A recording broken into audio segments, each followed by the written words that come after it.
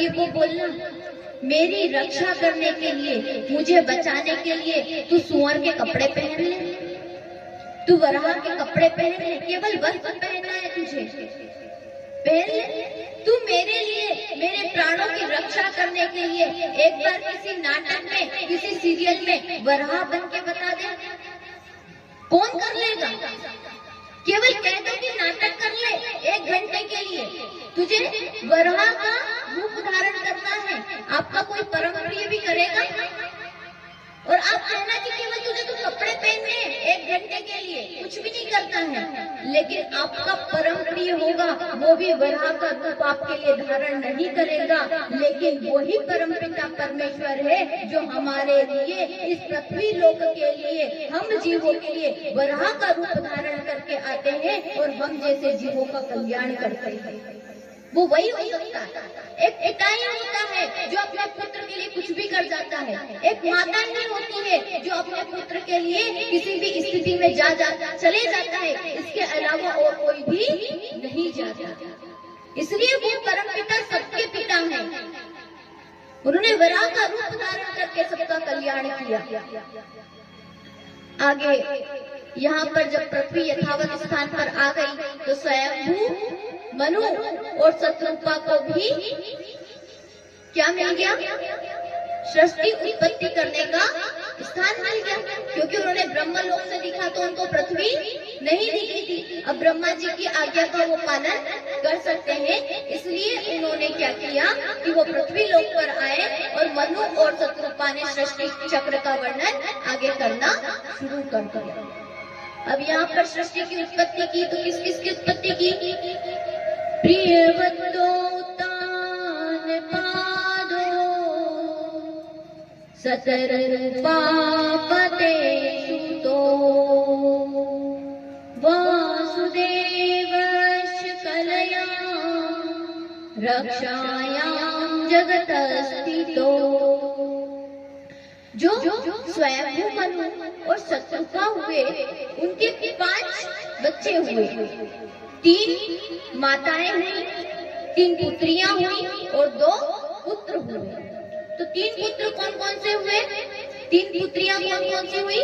आकृति, देवहूति और प्रसूति, और 2 पुत्र हुए, प्रियव्रत और उत्तानपाद। इसके पहले ब्रह्मा जी के एक पुत्र हुए जिनका नाम था कर्दम ऋषि। यहाँ पर पहले कपिल भगवान के अवतार की कथा आती है, इसलिए हम सभी हिरण्याक्ष के वध के बाद कपिल भगवान के अवतार की कथा का श्रवण करेंगे।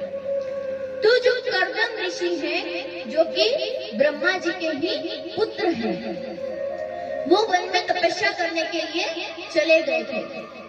उस समय जब ब्रह्मा जी ने इन्हें सृष्टि उत्पत्ति का कहा था, तब इन्होंने मना कर दिया कि अमृत झाड़ी विष मांगे ऐही बड़ो मूर्ख, इसलिए मैं संसार की उत्पत्ति नहीं करूंगा, मैं तो भगवान का भजन करूंगा, भगवान का भजन करने के लिए जाऊंगा। लेकिन भगवान का भजन करने के लिए जब गए तो वहां पर कुछ वर्षों तक तो तपस्या की, लेकिन तपस्या करते करते मन में आया कि पूरी दुनिया के लोग विवाह करते हैं, सब लोग शादी विवाह करते हैं, सब लोग अपने जीवन में आनंद उठाते हैं, तो क्यों ना मैं भी विवाह करूं। तपस्या करते करते उनके मन में विवाह का विचार आ गया, और जब विवाह का विचार आया तो पहले तपस्या कर रहे थे भगवत प्राप्ति के लिए, और अब तपस्या करने लगे हैं पत्नी प्राप्ति के लिए। अब तपस्या का कारण बदल गया। देखो, जब कारण बदल जाता है ना, हम भी भक्ति करते हैं, हम भी भगवान के मंदिर में जाते हैं, लेकिन जब कारण बदलता है भाव बदल जाता है।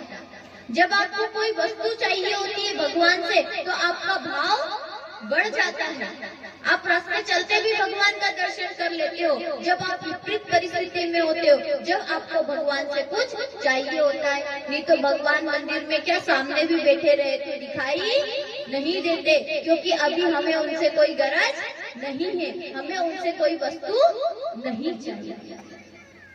तो यही हुआ, कर्दम ऋषि के भाव में और भी वृद्धि हो गई, तपस्या और भी अच्छे तरीके से करने लगे। क्यों करने लगे? क्योंकि अब भगवान को प्राप्त नहीं करना था, भगवान को प्राप्त करने के लिए तपस्या करने में तो मन को मारना पड़ रहा था, अब मन को बिना मारे भी तपस्या हो रही है। देखो, हम आपसे ये कहें, सबसे कहें कि आप एक काम करो, 12 दिन का व्रत करो। अगर जिस किसी ने भी ये 12 दिन का व्रत कर लिया, इसमें भोजन नहीं करना है बिल्कुल भी, केवल फल और दूध लेना है। 12 दिन में से 7 दिन मौन रहना है, ब्रह्मचर्य का पालन करना है। आपको 1 करोड़ रुपए मिलेंगे, 1 करोड़ रुपए मिलेंगे, आपके घर में प्रकट हो जाएंगे 1 करोड़ रुपए। तो जितनी भी माताएं हैं, जितने भी भाई हैं, सब ये व्रत कर लेंगे और जितने नियम हमने बताए उससे ज्यादा अच्छे से नियम पालन हो जाएंगे और कोई परेशानी नहीं। जब भी नियम में कोई विघ्न बाधा आएगी, अरे व्रत तोड़ा तो 1 करोड़ रुपए गए, उस चक्कर में केवल वो 1 करोड़ का आपको लालच है, वो 1 करोड़ रुपए आप याद कर रहे हो, इसलिए आपका वो व्रत 12 दिन आपके कब निकल गए पता भी नहीं चलेगा और आपका वो व्रत भी पूर्ण हो जाएगा। लेकिन यही बात हम आपसे कहते हैं कि 7 दिन भगवत प्राप्ति के लिए सात्विक भोजन कर लो, ब्रह्मचर्य का पालन करो, मौन रहो, तो कोई भी नहीं कर पाता, कोई भी नहीं कर पाता। क्यों नहीं कर पाते हैं? क्योंकि यहाँ पर लालच नहीं है। जब लालच लग जाएगा तो करने लग जाओगे। यही आदत है, यही एक कारण है कि हमें भगवान का कार्य करने में परेशानी होती है, क्योंकि हमें भगवान का लालच नहीं लगा है। अभी उनके आनंद का लालच हमारे अंदर नहीं है, इसलिए यहाँ आने में, यहाँ का कार्य करने में हमें परेशानी अनुभव होती है। तो कर्दम ऋषि तपस्या कर रहे हैं भगवान की, तपस्या करते करते भगवान प्रकट हो गए। अब जैसे ही भगवान नारायण प्रकट हुए, नारायण भगवान को क्या किया? प्रणाम किया। भगवान ने कहा मांगो, तुमने तपस्या करी है तो मांगने के लिए करी है, क्योंकि कलयुग के लोग तो बिना किसी कारण से अपने परिवार वालों को भी नहीं बुलाते, रिश्तेदारों को भी नहीं बुलाते। तो बोले तुमने तपस्या की है तो मांगो, क्या चाहते हो, क्या चाहिए थे? उन्होंने कहा अब कैसे कहे कि मुझे शादी करनी है, पत्नी चाहिए, ये बात तो नहीं कह सकते कि मुझे पत्नी दे दो, किस मुंह से मांगे? अब तपस्या की, दर्शन करके भगवान सामने कुछ भी नहीं बोले, खड़े हो गए। नहीं नहीं भगवान, बस आपका दर्शन चाहिए था, आपका दर्शन मिल गया, इतना ही बहुत है। वैसे कुछ इच्छा तो थी मेरी, लेकिन आपके दर्शन करने के बाद में वो इच्छा खत्म हो गई। और वास्तव में भी जब कोई भगवान का दर्शन कर ले तो संसार की इच्छाएं खत्म हो जाती हैं, क्योंकि वो श्याम सुंदर, सुंदर में भी अति सुंदर है। तो जब उनका कोई दर्शन कर लेता है तो भौतिक इच्छाएं खत्म हो जाती है। तो यहाँ पर उन्होंने जब तपस्या की और भगवान का दर्शन किया तो इच्छा सच में भी खत्म हो गई थी, लेकिन मन मानता है क्या? मन में तो थी, अंदर खत्म भी हो गई थी, लेकिन मन में कहीं न कहीं बाकी थी। तो भगवान ने कहा तुमने, कारण तो तुम्हारा क्या था? पत्नी थी, इसलिए अच्छा तुम्हें कुछ नहीं चाहिए। मैंने तो सोचा कि तुमने पत्नी के लिए तपस्या की थी, इसलिए जो स्वयंभू मनु है ना, उनकी पुत्री है एक देवहूति नाम की, उससे मैं तुम्हारे विवाह की बात कराया। पहले बता देते तुम्हें विवाह नहीं करना है, अगर ऐसी बात थी तो मैं उनको मना कराता हूँ। जैसे ही भगवान जाने लगे, कर्दम ऋषि बोले अरे भगवान रुको रुको रुको, आप बात कर ही आए हो तो आपकी बात को कौन बिगाड़ेगा? अपने बात कर ली तो अब कोई बात नहीं, अब हम विवाह कर लेंगे। अब वो विवाह के लिए तैयार हो गए। स्वयंभू मनु को भगवान ने आज्ञा की कि आ जाओ अपनी पुत्री को लेकर। स्वयंभू मनु अपनी पुत्री देवहूति को लेकर के वहाँ पर पहुँचे। अब देवहूति जी जो है वो तो राजकन्या है, फूलों में कली है, और स्वयं जो कर्दम ऋषि है, कर्दम ऋषि की स्थिति ऐसी है कि एक छोटी सी कुटिया है 10 बाय 10 की, समझ सकते हो आप? 10 बाय 10 की एक छोटी सी कुटिया है, उसमें भी जैसे ही देवहूति जी ने प्रवेश किया तो उसमें देखा तो क्या देखा? ऊपर खूब सारे छत्ते बने हैं जिसमें कोई चिड़िया बेटी, कोई मधुमक्खी बेटी, हजारों तरह के पशु पक्षी ऊपर बैठे और नीचे देखा तो सांप बिच्छू जितने भी प्रकार के जीव जंतु थे सब उसी कुटिया में बैठे हैं। और बाहर नजर डाली तो बाहर झरने की तरफ देखा, झरना बह रहा था। उस झरने की तरफ नजर डाल करके देखा तो हिरण, शेर, चीता सब एक साथ मिलकर के जल का पान कर रहे हैं। ऐसी स्थिति देखी तो देवहूति जी कहते हैं, महाराज ये क्या है? ये कुटिया है, ये रहने का स्थान है कि क्या है? घोंसला है, चिड़ियाघर है, क्या है ये? बोले देवी ये मेरी कुटिया है, ये मेरा आश्रम है। तो अब क्या करें? तो देखा कि आप कहाँ रहते हैं, इस सब में आपकी भी तो जगह बताओ। सबकी जगह दिख रही है, सब दिखाई दे रहे हैं, लेकिन आपकी कोई जगह नहीं दिखाई दे रही। अरे देवी वो जो कोने में आसन देख रहे हो ना, वो मेरा ही आसन लगा है। अब ये कितना 2 बाय 3 का इतना बड़ा आसन, ये मेरी जगह है रहने की, बाकी सब इन सबकी है। ये सब जीव अपना ही समझकर इसमें रहते हैं। देवहूति जी अब आजकल की पत्नी होती तो क्या करती? आपकी कुटिया, आपका घर और आपके जीव जंतु आप रखो, मैं तो ये चल जाए। लेकिन देवहूति जी ने क्या किया? वो छोड़कर गई नहीं, उन्होंने वहीं पर रुकी और ऋषि को प्रणाम किया कि आपके त्याग को मैं प्रणाम करती हूँ। वास्तव में मनुष्य को उतना ही लेना चाहिए जितनी उसकी आवश्यकता हो। आवश्यकता से अधिक मनुष्य को संचित नहीं करना चाहिए। और आप एक आसन पर बैठते हो, इसलिए आपने एक ही आसन ग्रहण किया। ये ऐसा धन्य है, ऐसा व्यक्ति मुझे पति के रूप में मिला, मैं अपने आप को धन्य मानती हूँ। और ऋषि तो क्या करने लगे? अपनी तपस्या में मग्न हो गए। गर्दन ऋषि बोले, देवी मैंने आपके लिए तपस्या की थी, अब आप मिल गई, तो अब मैं क्या करता हूँ, वापस तपस्या में लीन होता हूँ, थोड़ा भगवान का भजन भी कर लूं। अब सच्चे मन से, पहले तो किसी वस्तु के लिए किया था, आपके लिए किया था, अब भगवान को भगवान के लिए भी थोड़ा भजन। तो भगवान का भजन करने लगे और जैसे ही भजन करने लगे समाधि लग गई। और समाधि लगी तो कैसी लगी? 1 वर्ष की नहीं लगी, 2 वर्ष की नहीं लगी, 3 वर्ष की नहीं लगी, 40 वर्षों की समाधि में चले गए। और यही स्थिति हमारे यहाँ पर हो तो क्या होगा? अगर आप विवाह करके आए और कहें कि थोड़ा मैं भगवान का भजन कर लूं, बैठ जाऊं, और 1 घंटा 2 घंटा तो बहुत हो गया, तीसरे में तो दे देना। यहाँ पर देवहूति जी वो तपस्या कर रहे, उनकी सेवा करती है, नित्य सेवा करती है। कभी पत्ते खाकर काम चलाती है, कभी फल खा लेती है, तो कभी भूखी प्यासी ही रह जाती है। 2-2 दिनों 3-3 दिनों तक कुछ भी नहीं खाती और अपने पति की सेवा करती है। इस प्रकार से जब 40 वर्ष व्यतीत हो जाते हैं, तब कर्दम ऋषि की समाधि टूटती है और वो उठते हैं। और जैसे ही उठकर के अपने सामने एक स्त्री को देखते हैं तो पूछते हैं, देवी आप कौन हो और आप कहाँ से आई हो? देवी आप कौन हो? अब जैसे ही देवहूति जी से पूछा आप कौन हो, देवहूति जी उनके मुंह तरफ देखने लगी। अब क्या परिचय थे, क्या कहूँ? तब वो बताती हैं, भगवान मेरे पिता महाराज आए थे, आपने तपस्या की थी, भगवान ने आज्ञा की, मेरे पिता महाराज मुझे लेकर के आए और आपसे विवाह कर दिया था। मैं आपकी पत्नी हूँ, 40 वर्ष पूर्व हमारा विवाह हुआ था। कर्दम ऋषि कहने लगे, आप हमारी पत्नी है? बोले हाँ जी, हम आपकी पत्नी है।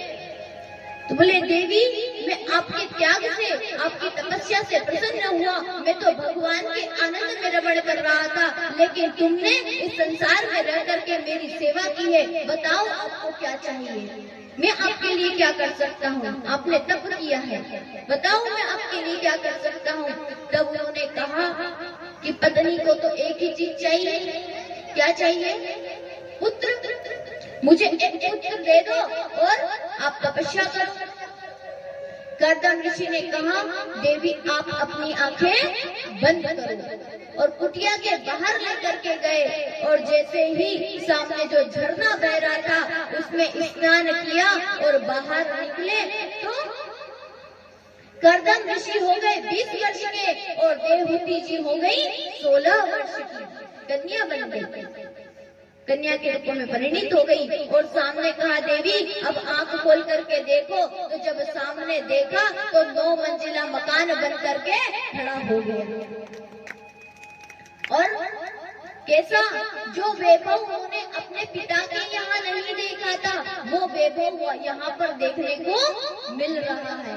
वैसा वैभव, हजारों दास दासियां हैं, सैकड़ों कार्य करने वाले हैं, खूब आभूषण है, खूब मिठाइयां हैं, खूब फल प्रसाद चारों ओर दिखाई दे रहा है। इतना वैभव, देवहूति जी की तो आंखें फटी की फटी रह गई कि ये सब यहाँ इस वन में कैसे आया।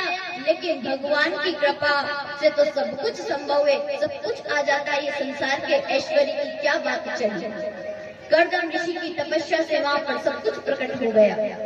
कर्दम ऋषि ने सब कुछ प्रकट किया। इसके बाद में कर्दम और देवहूति के यहाँ 9 कन्याओं का प्राकट्य हुआ, 9 कन्याओं का जन्म हुआ, लेकिन एक भी पुत्र नहीं हुआ। इधर कर्दम ऋषि ने भगवान से वरदान ये भी मांगा था कि भगवान आप कह रहे हो तो मैं विवाह तो कर लूंगा, लेकिन पुत्र के रूप में स्वयं आप ही को आना पड़ेगा। ये कहा था कि पुत्र रूप में आप स्वयं आएंगे। इसलिए कर्दम ऋषि की कहते हैं, हे भगवान आपने तो मुझे अपने घर में आने को कहा था, आप अभी तक आए क्यों नहीं? तो भगवान गोविंद ने कहा, बस अगले पुत्र के रूप में मैं ही प्रकट होने वाला हूँ। इधर 9 कन्याओं के बाद में एक पुत्र का जन्म हुआ, जो कि साक्षात भगवान के अवतार थे और जिनका नाम है कपिल भगवान। बोली कपिल भगवान की। और ये कपिल भगवान वो हैं जिनको गंगा सागर में जिनका आश्रम बना हुआ है। हम कहते हैं बार बार, सब लोग कहते हैं सारे तीर्थ बार बार और गंगा सागर एक बार। तो ये वही तीर्थ कपिल मुनि का ही है। ये कपिल भगवान के अवतार थे और इन्होंने सांख्य शास्त्र का प्रतिपादन किया था। इन्होंने सांख्य शास्त्र लिखा था। अब यहीं पर कर्दम ऋषि ने उस भगवान के, कपिल भगवान की झांकी का दर्शन किया और वन की ओर चले गए। कपिल भगवान की झांकी का दर्शन करके कर्दम ऋषि तो चले गए, लेकिन कपिल भगवान को देवहूति जी ने स्नान कराया। स्नान करा करके सुंदर वस्त्र धारण करवाए, तिलक लगाया, चंदन लगाया और क्या कहा, हाथ जोड़ करके बैठ गई, आसन दिया और हाथ जोड़ करके बैठ गई और क्या प्रार्थना करने लगी। देखो माँ अपने बच्चे को, देवहूति जी कपिल भगवान को, जो छोटे से बच्चे हैं, नन्हे से बालक हैं, उनको स्नान कराया, चंदन लगाया, टीका लगाया और वस्त्र पहना करके आसन दिया और उस आसन पर विराजमान करके हाथ जोड़ करके बैठ गई। और कहते हैं भगवान आप इस माया मोह में हम सबको उलझा देते हो, कौन किसकी माता कौन किसका पिता मैं जानती हूँ, आप कोई मेरे पुत्र नहीं हो, आप साक्षात नारायण हो, आप नारायण ही हो। इसलिए आप क्या करो, मुझे उपदेश दीजिए कि मैं क्या करूं, क्योंकि मेरे पति तो चले गए, अब आप ही मेरा तारणहार कीजिए, आप मुझे उपदेश दीजिए कि मुझे क्या करना चाहिए। तब कपिल भगवान कहते हैं, माता ये आप क्या कहते हो, अब तो मेरी माता हो, मैं क्या कर सकती हूँ, मैं क्या आपको उपदेश दे सकता हूँ। जब पता चला कि कपिल भगवान का प्रादुर्भाव हुआ है तो देवहूति जी और कर्दम ऋषि की 9 कन्याएं भी वो भी आ गई और वो भी सामने बैठ गई और कपिल भगवान से प्रश्न करती है। भागवत में कपिल देवहूति संवाद को बहुत विस्तार से बताया गया है और ये प्रथम संवाद है जिसमें ज्ञान की या सांख्य योग की बात कही गई है, सांख्य योग बताया गया है। यहाँ पर जो देवहूति माता है वो कपिल भगवान से प्रश्न करती है क्या प्रश्न करती है? प्रश्न को ध्यान से सुनिएगा। एक बार सबकी नींद जो सोए हुए हैं वो भी जाग जाए, इसलिए जोर से जयकारा लगाएंगे, फिर कपिल देवहूति संवाद सुनेंगे। बोलिए गोपाल कृष्ण भगवान की जय, वृंदावन बिहारी लाल की जय। इतने में नींद उड़ गई? हमें तो नहीं लगता। बोलिए कपिल भगवान की जय, भक्त श्रोमणी हनुमान जी महाराज की जय, भागवत महापुराण की